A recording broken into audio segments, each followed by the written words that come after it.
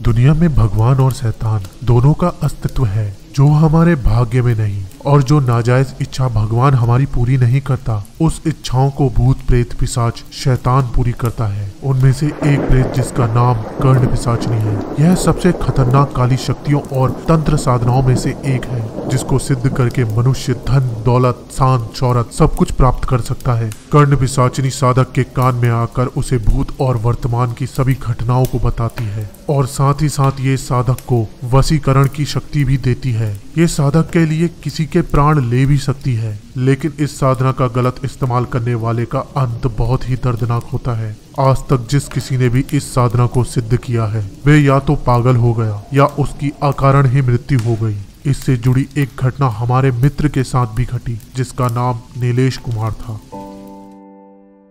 नीलेश अपनी नौकरी से बहुत दुखी था। कहाँ तो वह एक दिन गाड़ी बंगला होने का सपना देख रहा था, और कहाँ वह इस 10,000 की नौकरी में फंसा हुआ था। वह अपने बॉस से नफरत करता था, अपने कलीग से नफरत करता था, यहाँ तक कि अपने घर में मौजूद अपनी सुंदर बीवी से तक वह नफरत करता था। कुल मिलाकर वह भगवान से भी नफरत करता था, क्योंकि उसने उसके अमीर जिंदगी का सपना पूरा नहीं किया था। उसकी जिंदगी समांतर ऐसी ही चल रही थी। फिर एक दिन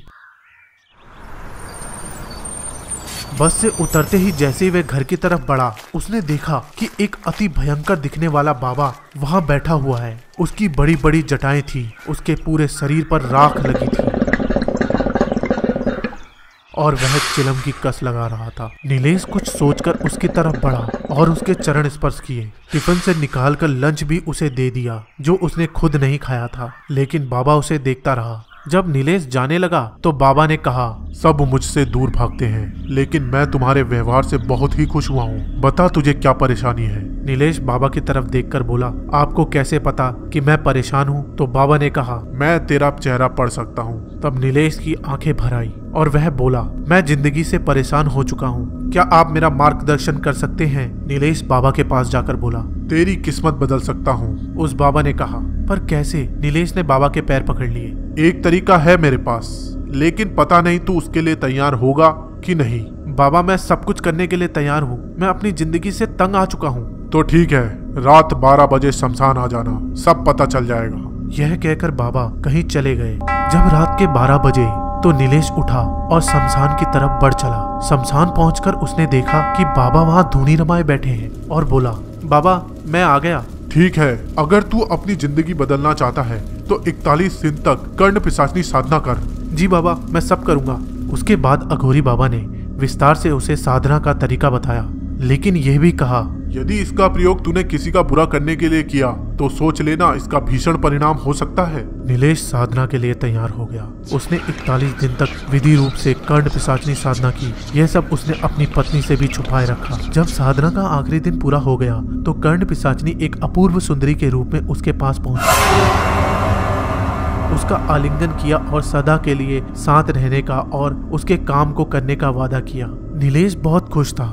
धीरे धीरे नीलेश ने देखा कि उसकी बीवी कमजोर पड़ रही है। उसके चेहरे का रंग सफेद पड़ने लगा है, मानो उसके शरीर में खून ही नहीं बचा हो। ये सब कर्ण पिशाचनी कर रही थी। वो नीलेश के घर में वास करने लगी थी। वो रोज रात को उसकी पत्नी का खून पी रही थी, लेकिन नीलेश ने कर्ण पिशाचनी को रोकने के लिए कुछ नहीं किया, बल्कि वो यही चाहता था। बहुत इलाज के बाद भी उसकी पत्नी की हालत सुधरी नहीं और एक दिन वे मर गई। फिर नीलेश ने एक लॉटरी डाली और कर्ण पिशाचनी की मदद से वह जीत भी गया। इस तरह वो करोड़ों का मालिक बन गया। अब उसके पास गाड़ी बंगला सब कुछ आ गया था। वह बहुत खुश था। फिर उसने अपनी गुस्से की आग को हवा देने के लिए कर्ण पिशाचनी को अपने बॉस के पीछे लगा दी, जो उसे दुखी करता था। बॉस बहुत ही बीमार रहने लगा और 1 महीने बाद उसकी भी मृत्यु हो गई। एक दिन नीलेश की नापाक नजर साक्षी नाम की लड़की पर पड़ी। वो उस पर मोहित हो गया। वो उसे हर हाल पे पाना चाहता था, लेकिन जब उसने साक्षी को प्रपोज किया तो उसने इनकार कर दिया। तरह तरह के लोभ और डराने में भी जब वे नहीं मानी तो उसने कर्ण पिशाचनी को उसके पीछे लगा दिया।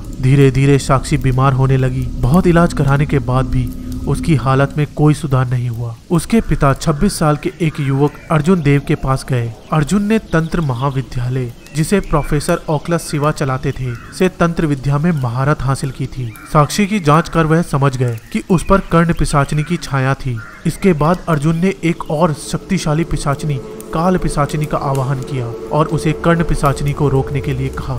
लेकिन कर्ण पिशाचिनी ने काल पिशाचिनी को हराकर वापस भेज दिया और यह भी कहा कि आने वाली अमावस्या को वह साक्षी के प्राण हल लेगी। अब साक्षी के बचने का कोई आसार नहीं था। तब अर्जुन ने देखा कि साक्षी दुर्गा माँ की अनन्य भक्त हैं। उसे तुरंत ही एक तरीका सूझ गया। उसने अमावस्या के दिन साक्षी से दुर्गा माँ की एक विशेष पूजा करवाई। रात को जब कर्ण पिशाचिनी आई और साक्षी के प्राण लेकर जाने लगी, जैसे ही वह कब्रिस्तान पहुंची उसे एक आवाज सुनाई दी, रुक जा दुष्टा, ये प्राण मुझे वापस कर। जब कर्ण पिशाचिनी ने देखा तो दुर्गा माँ अपने शेर में विराजमान थी। कर्ण पिशाचिनी बहुत क्रोधित हुई। स्वयं महाकाल ने मुझे वरदान दिया है कि कोई भी सात्विक देवी मुझे हरा नहीं पाएगी, फिर तुम मेरे काम में दखल देने क्यों आई हो?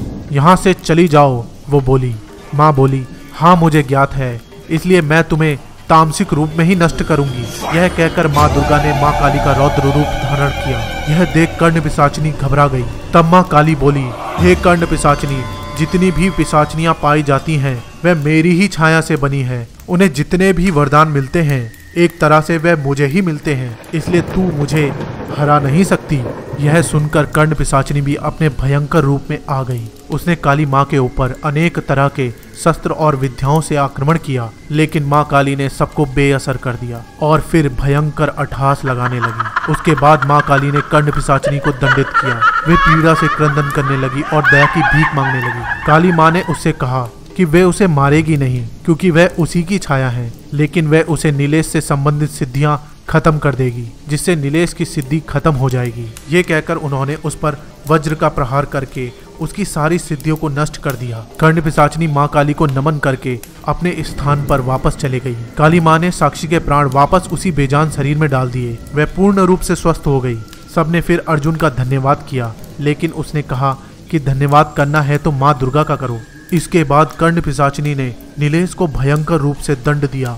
उसकी सारी धन दौलत चोरों ने लूट ली। उसका घर भूकंप से गिर गया। उसके बाद उसे कुष्ठ रोग हो गया और वह भिखारी बन दर दर घूमने लगा। दर्शकों, आज की हमारी ये कथा यहीं समाप्त होती है। आपको क्या लगता है कि क्या काला जादू होता है? अगर काले जादू से संबंधित आपके पास भी कोई किस्से हैं तो हमें जरूर कमेंट के माध्यम से शेयर कीजिएगा। मिलते हैं बहुत जल्द अगली एक इंटरेस्टिंग वीडियो के साथ। तब तक के लिए धन्यवाद।